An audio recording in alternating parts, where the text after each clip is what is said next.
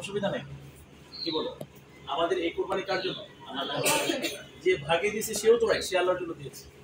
আর যে 2 লক্ষ টাকা গরু কোরবানি দিয়েছে, 1 লক্ষ টাকা দিয়েছে, সেও তো রাইট, উনিও আল্লাহর জন্য দিয়েছে। কার জন্য দিয়েছে? কিন্তু আমরা যে কাজটা করি, এই গরু কত দিয়েছে,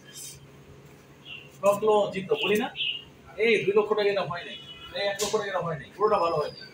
আচ্ছা, আমরা কি গোস্ত খাওয়ার জন্য কোরবানি করছি নাকি আল্লাহর জন্য কোরবানি করছি? হ্যাঁ, আল্লাহর জন্য করছি না? তাহলে আমরা দামটাও জিজ্ঞাসা করা, এমনি জিজ্ঞাসা করতে পারি, বাট এটা না, আল্লাহ গরুটা ঠকে গিয়েছে। হ্যাঁ, আল্লাহ গরুটা এখন কি করেছে, ও 1 লক্ষ টাকা গরু গেছে, জিততে পারে নাই, গোস্ত কম হবে। আমরা কার জন্য কোরবানি করছি? আল্লাহর জন্য। রাইট, সোজা যাবে। এই জন্য অনেকে এখানে আমাদের সবার মধ্যে সামর্থ্য নাই, না থাকতে পারে, সবার একরকম না। আমরা তো এরকম হচ্ছে, এক সময় কোরবানি দিতে পারছি, আরেক সময় দিতে পারি, হয়েছে কি?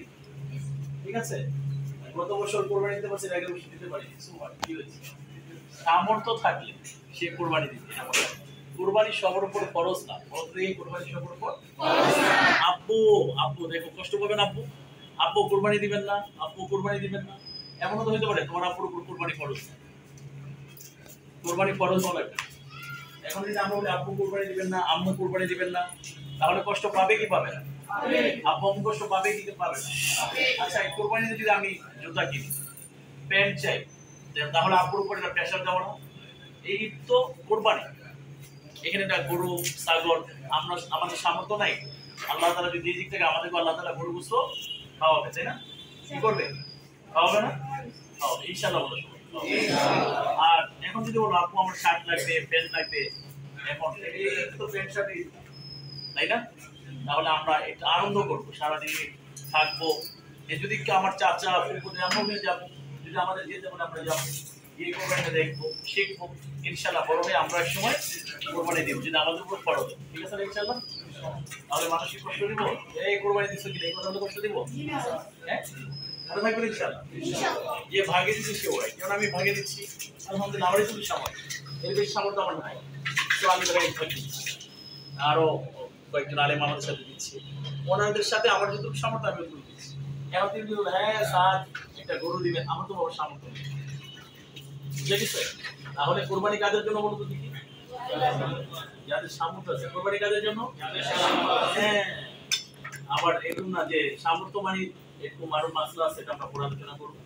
এই একটু খেয়াল, আর বিশেষ করে কোরবানির চেষ্টা করবা নিজের কাছ থেকে করার জন্য, যতটুকু পারো আপু আম্মু চেষ্টা করবো। ঠিক আছে ইনশাআল্লাহ?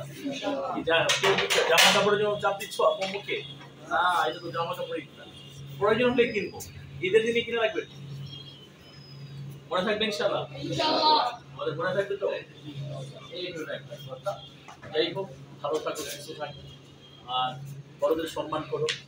আমরা একটা হাদিস শুনছি না, নবী সাল্লাল্লাহু আলাইহি ওয়াসাল্লাম বলেন, নবীর নামাজ কি বলতে বলছি? নবীর নামাজ যে আমাদের বড়দের সম্মান করে, যে আমাদের বড়দের ছোটদের আলেমদের, সে আমার উম্মতের আওতাভুক্ত নয় বা অন্তর্ভুক্ত। নবীর যদি আওতাভুক্ত বা অন্তর্ভুক্ত না হয়, কি সমস্যা হয়? তাহলে কি আমাদের ভালো হবে না খারাপ হবে? এই ম্যানার্সগুলি, হ্যাঁ ম্যানার্সগুলি হ্যাঁ ইয়ে করতে হবে, ম্যানার্সগুলি খেয়াল করতে হবে, লক্ষ্য রাখতে হবে সবসময়, যেন আমরা এই ম্যানার্সগুলি মেনটেন করি।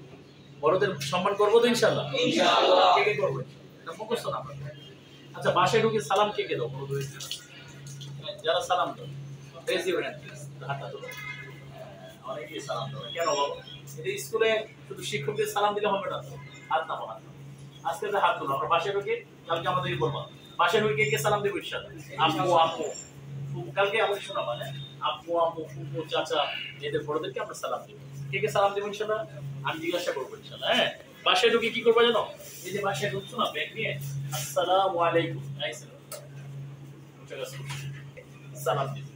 কে কে দেবো ইনশাআল্লাহ? সবাই দেবো ইনশাআল্লাহ। আমি একটা দোয়া তোমাদের শিখিয়েছি, বলতে বাসা থেকে বের হলে বিসমিল্লাহ, সবাই একসাথে বলো, সবাই একসাথে বিসমিল্লাহ, আর যদি একসাথে সবাই বলছেন, আবার একটু বলো বিসমিল্লাহ।